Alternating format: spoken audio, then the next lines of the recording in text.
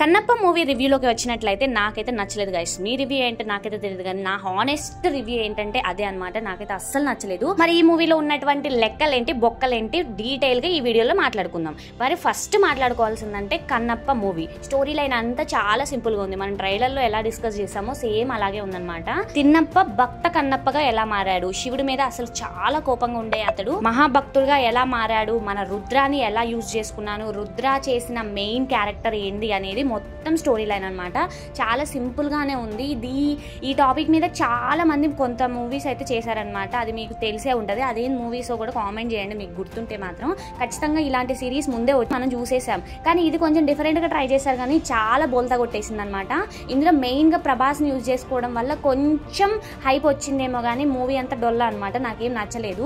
Main గా మొత్తం మాట్లాడాల్సింది నచ్చలేదు అనే టాపిక్స్ కన్నా నచ్చని కూడా కొన్ని ఉన్నాయి అనమాట.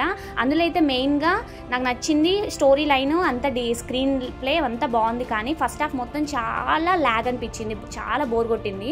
ఇక సెకండ్ హాఫ్ దాకా ఎందుకు కూర్చోవాలనిపించిందిలే, కానీ ఒక్క రుద్ర కోసం అంటే ప్రభాస్ అన్న కోసం మాత్రమే కూర్చొని వెయిట్ చేయాల్సి వచ్చింది. డైరెక్టర్ కూడా చాలా మోసం చేశారు. ఫస్ట్ 15 minutes లోనే ప్రభాస్ ఎంట్రీ ఉంటుంది అన్నారు, కానీ 45 minutes దాకా కూడా అసలు ఎంట్రీయే లేదు. అక్కడే బోల్తా కొట్టేసింది. నాకైతే మూవీ అయితే చూసినప్పుడు అసలు ప్రభాస్ అన్న ఎందుకు ఇంత మంచి యాక్టర్ని అలా చేశారు అనిపించింది అనమాట. అసలు కొన్ని డైలాగ్స్ అయితే అస్సలు అర్థం కాలేదు. మన ప్రభాస్ అన్నకి సలార్లో ఉన్న డైలాగ్స్ కన్నా ఇందులో ఎక్కువ ఉన్నాయి అనమాట. 10 times మాట్లాడారు. అదే మన ప్రభాస్ అన్న మాట్లాడే పెద్ద మూవీ కావచ్చు అనమాట. ఎక్కువ మాట్లాడు కదా. సో ఆ మాట్లాడినా కొంచెం వినపడుతున్నాయి అంటే అస్సలు వినిపించలేదు. ఇక గోలకు కాదు, ఇక ఏమి కాదు కదా, కానీ అంత డబ్బింగ్ అంత మంచిగా అనిపించలేదు అనమాట. ఇంకా మెయిన్ గా మాట్లాడాల్సింది ఇది కన్నప్ప కాదు కామప్ప అని చాలా మంది ట్రోల్ చేస్తున్నారు బయట. నాకు కూడా అదే అనిపించింది. ఇక ఏంటండి ట్రైబ్స్ అంటే అంతే ఉంటారా, ఇక అలాంటి బట్టలు వేసుకుంటారా, ఇక అంతే ఇక అలాగే ఉంటారా అనిపించింది. కానీ ట్రైబ్స్ అనే వాళ్ళు చాలా డీసెంట్ గా ఉంటారు. ఈ మూవీలో చాలా అసలు ఇండీసెంట్ గా అనిపించింది. సాంగ్ రొమాంటిక్ సాంగ్ ఉంది. మనం ఫ్యామిలీతో భక్తి మూవీ అనుకొని పెట్టుకుంటాం, కానీ ఈ సాంగ్ చూసినప్పుడు పిల్లలతో కూడా చూడలేమన్నమాట. అంతగానో ఎబ్బెట్టుగా అనిపించింది అనమాట. సో ఇది కొంచెం డిలీట్ చేసి ఉంటే బాగుండేది అనిపించింది. హీరోయిన్ యాక్టింగ్ కూడా ఏమంత అనిపించలేదు. ఇక మెయిన్ గా మాట్లాడాల్సింది విష్ణు యాక్టింగ్. ఈ మూవీ చూసాక విష్ణు ఇంత పెద్ద షోకేసా అనిపించింది. బయట అంత షో కొట్టాడు, మూవీలో చూస్తే యాక్టింగ్ ఏం నచ్చలేదు నాకైతే. ఇక ఈ మూవీ అయితే భక్తి మూవీ అంటున్నారు. అసలు చూపియండి. ఫస్ట్ హాఫ్ మొత్తం కూడా శివుడి గురించి ఏమన్నా గొప్ప కూడా ఏం లేదనమాట. అంత మంచిగా ఏం చూపించలేదు.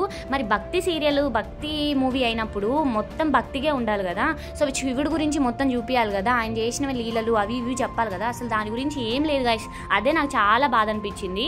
ఎంతమంది శివుడు భక్తులు ఈ మూవీకి వెళ్తారు, ఎంత బాగా చూడాలనుకుంటారు, కానీ తీరా వెళ్ళి చూస్తే అసలు ఇది కనపడ్డది అనమాట. మొత్తం ఇవే ఫైట్స్ ఇవే ఉంటాయి. వాళ్ళు ఎట్లా ఫీల్ అవుతారు చెప్పండి. సో శివుడి గురించి తీసింది కాబట్టి కొంచెం శివుడి గురించి కూడా యాడ్ చేయాలి. సో అదంతా యాడ్ చేయకుండా ఎక్స్ట్రావన్నీ యాడ్ చేస్తే ఎలా డైరెక్టర్ చెప్పండి. నా ఒపీనియన్ అయితే ఇదే అనమాట.